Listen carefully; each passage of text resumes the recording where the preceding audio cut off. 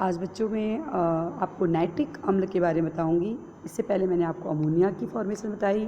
Nitric अम्ल, इसका सूत्र होता है HNO3। नाइट्रिक अम्ल एक क्षारीय अम्ल है। क्षार जानते हैं आप? वे होते हैं जो अपने में से, क्षार की अलग अलग परिभाषाएं हैं। यहाँ पर क्षार वे होते हैं जो अपने में से क्या निकालते हैं? OH। अब प्रयोगशाला में इसे बनाने की विधि, प्रयोगशाला में इसे NaNO3 या KNO3 की सांद्र H2SO4 के साथ 420 से 470 केल्विन ताप पर गर्म करके बनाया जाता है। KNO3 react with H2SO4 in the presence of 420 to 470 Kelvin temperature, then give, देखिए HNO3 और आपका बन जाएगा KHSO4। देखिए HNO3 क्या बन जाएगा? नाइट्रिक अम्ल। KHSO पोटेशियम हाइड्रोजन सल्फेट, या इसे कहते हैं पोटेशियम बाई सल्फेट। बेटा ये तो आपको मैंने इससे पहले प्रयोगशाला विधि बताई। अब है व्यापारिक विधि। व्यापारिक विधि ये देखिए, पहले मैं आपको ना इसको चित्र से बताती हूँ कि ये किस तरीके से इसमें व्यापारिक विधि इसको बनाया जाता है। सबसे पहले क्या है, जो ये अगर हम इसको स्टार्ट करते हैं तो ये जो कक्ष है इसे कहते हैं ऑक्सीकरण कक्ष। इसमें अमोनिया और O2 का 1:10 का रेशो इसमें डाला जाता है और यहाँ पर प्लेटिनम की जाली लगी रहती है और इसका ताप 1100 केल्विन होना चाहिए। जब बेटा इनकी रिएक्शन होगी, NH3 react with O2, NH3 होना चाहिए 1 और ऑक्सीजन होना चाहिए 10, 1:10, और प्लेटिनम जाली से गुजारा जाता है, टेम्परेचर 1100 होना चाहिए।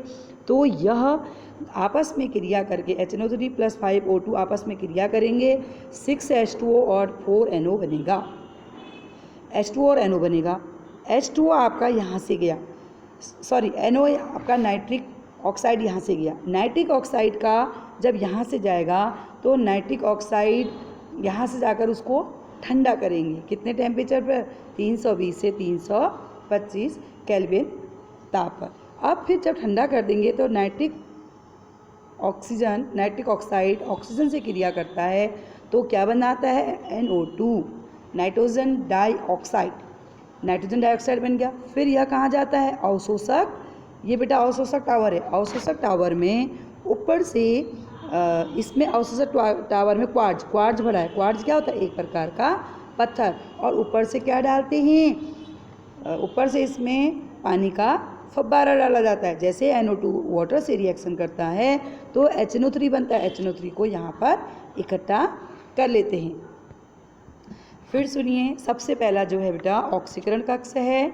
इस ऑक्सीकरण कक्ष में अमोनिया और O2 का 1:10 लेते हैं। इसमें प्लेटिनम की जाली लगी रहती है, तापमान 1100 केल्विन होता है। जब इसकी क्रिया जब इसमें डाला जाता है तो ammonia react with O2 to form NO + H2। बेटा ये NO आपका यहाँ से चले गया। इसको फिर ये गैस बहुत, इतना टेम्परेचर बहुत ज़्यादा था तो ये गैस गर्म है, इसको ठंडा करेंगे। 320 से 370 केल्विन के बीच में इसको ठंडा करेंगे। ठंडा करने के बाद फिर ये ऑक्सीकरण कक्ष में डाला जाता है। NO ऑक्सीजन से रिएक्शन करता है, NO2 बनता है। फिर NO2 को अवशोषक टावर में डाला जाता है। ऊपर से इसमें H2O का फव्वारा डालते हैं। H2O जब NO2 से रिएक्शन करेगा तो HNO3 बनाएगा। उस नाइट्रिक अम्ल को यहाँ पर इकट्ठा कर लिया।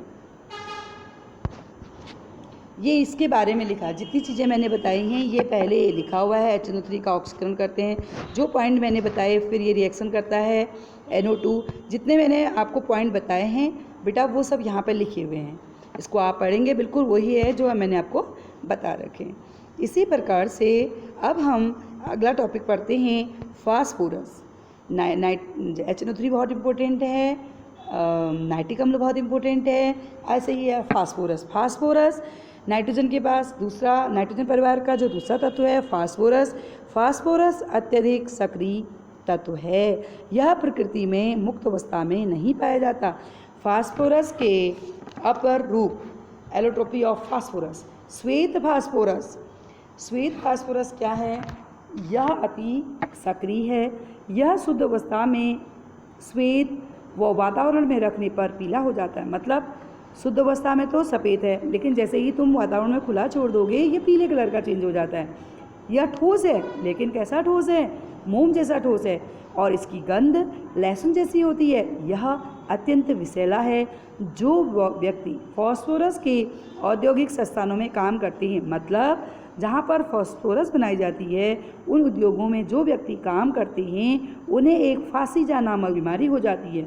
इस बीमारी में क्या होता है, जबड़े की अस्थियाँ नष्ट होने लगती हैं और अंधेरे कमरे में रखने पर यह फास्फोरस को जब अंधेरे कमरे में रखते हैं तो यह चमकता है। इस गुण को स्फुर्तिदीप्त कहते हैं। यह आसानी से आग पकड़कर P2O5 बनाता है।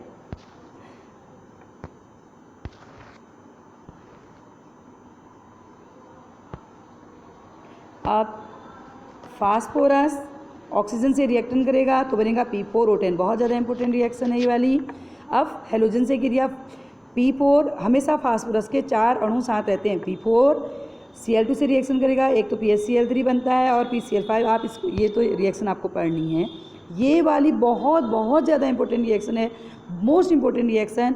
P4 react with NaOH and H2O to form NaH2PO2, sodium hypophosphide plus NH3। अब दूसरा है बच्चों लाल फास्फोरस। लाल फास्फोरस को जब, पीले फास्फोरस को जब 240 केल्विन पर अक्रिय वातावरण में गर्म करते हैं तो ये लाल फास्फोरस बन जाएगा। पीला फास्फोरस 240 डिग्री सेंटीग्रेड ताप होना चाहिए, P4 बन जाएगा। यह गंधहीन व विषैली गैस है, स्फुर्तिदीप्ति प्रदर्शित नहीं करती है। यह आपके जो सफ़ेद फास्फोरस है उससे कम क्रियाशील होती है। 260 डिग्री सेंटीग्रेड से ऊपर गर्म करने पर फास्फोरस पेंटाऑक्साइड बनाता है। और लाल फास्फोरस को जब हम 260 तक गर्म करेंगे P4O10 बनाएगा। हेलोजन सल्फर धातुओं से यह क्रिया करता है। अब इसके बाद ये देखिए फास्फोरस किस तरीके से रिएक्शन कर रहा है। फास्फोरस Cl2 से रिएक्शन PCl3, फास्फोरस Na धातु से Na3P।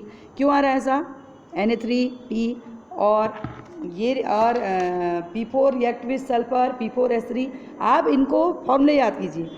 जैसे S3 बन गया तो, और P4 तो है ही है, S3 तो ये 8 3। अब इनको बैलेंस करने के लिए आपने क्या करा, S8 होते ना, 3 से मल्टीप्लाई करा इधर, तो इस तरीके से इसको खुद पूरा करना पड़ता है। ये रेड फास्फोरस का स्ट्रक्चर है।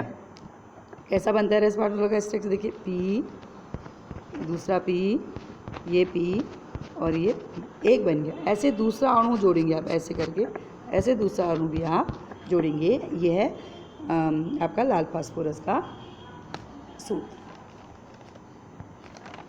अब फास्फोरस के उपयोग माचिस उद्योग में किया जाता है। रेड फास्फोरस कहाँ उपयोग किया जाता है, माचिस उद्योग में।